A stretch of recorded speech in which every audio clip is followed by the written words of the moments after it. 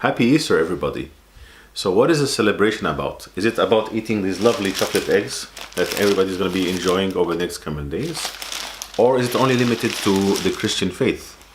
Or is it something that everybody should be concerned about because it's important? It's a sacred moment from everybody, from whatever background you are, whatever cultural background, social or other.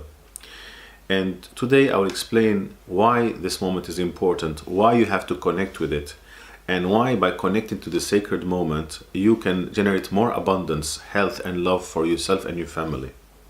So we'll talk about three different things. The first thing I'll discuss with you is what is Easter. The second thing I'll discuss with you is what is the sacred meaning of Easter. And the third thing I'll discuss with you is what you can do about this moment, the sacred moment, to connect with it and to generate for yourself and your family abundance and love.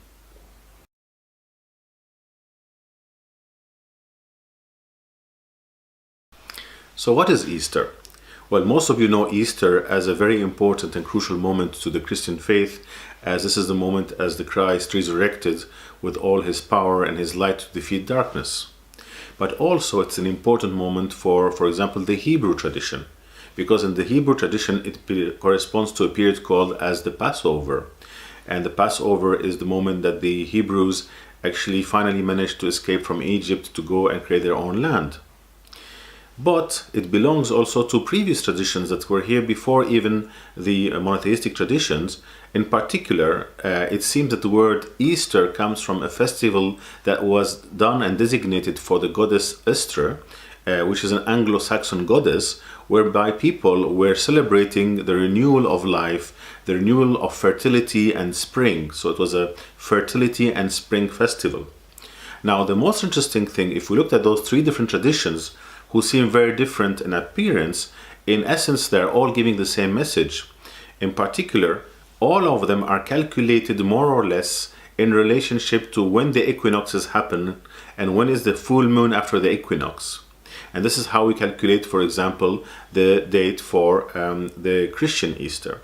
So whether you belong to these faiths or not, or you have your own faith or own tradition, you will be affected by this cosmic event. Because at this moment of time, finally the light is coming more, the days are longer, we have more energy, we're more energized, we're all affected by this change that is happening biologically and physiologically in nature.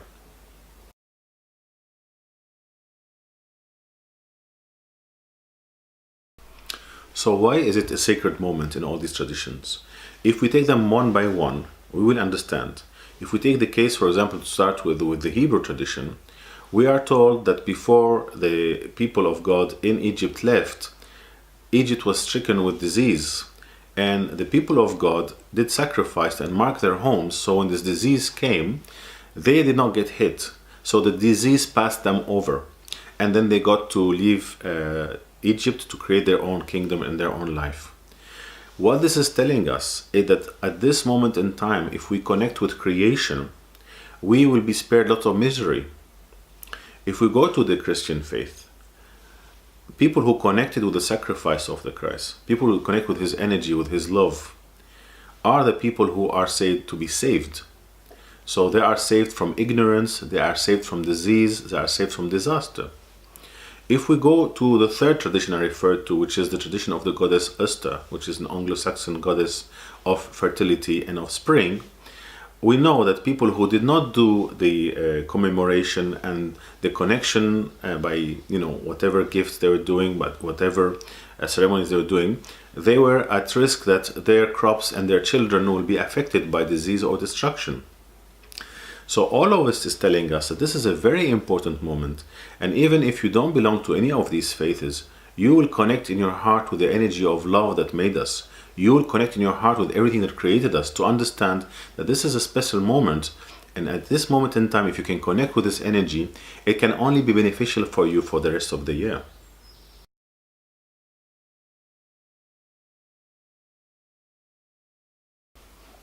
So how you connect with this beautiful energy at this moment in time? Independently of your cultural background and your traditions and what you know, you have to connect with creation. Yeah, you have to feel abundant and you have to feel grateful. So feeling grateful and abundant means connecting with this energy of love by doing certain actions, like by being charitable, by being loving, by being kind.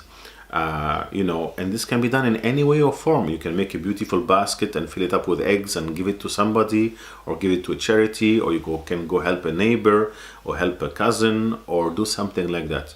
You also need to connect with nature. You need to connect with nature to understand your own biological rhythm, how this is connecting with Mother Nature. So go out there, if you have old things, just burn them and let it go. Plant a tree, plant something new, go help people to clean a forest. This is the type of thing that is requested at this moment in time. So giving this love, connecting, showing appreciation, this is what saved the people of the Hebrew tradition from the diseases. Yeah. So if you don't show appreciation, you don't get abundance. This is the simple rule of what we can attract to ourselves. The second thing you have to do is, because this is a special moment of creation for yourself too, this is a special moment as we, the sons of creation, we can create something new in balance and harmony with the order that was there and with nature. This is the moment for us to start something new, a new idea, a new job, a new relation, whatever that you need to do, just start doing it.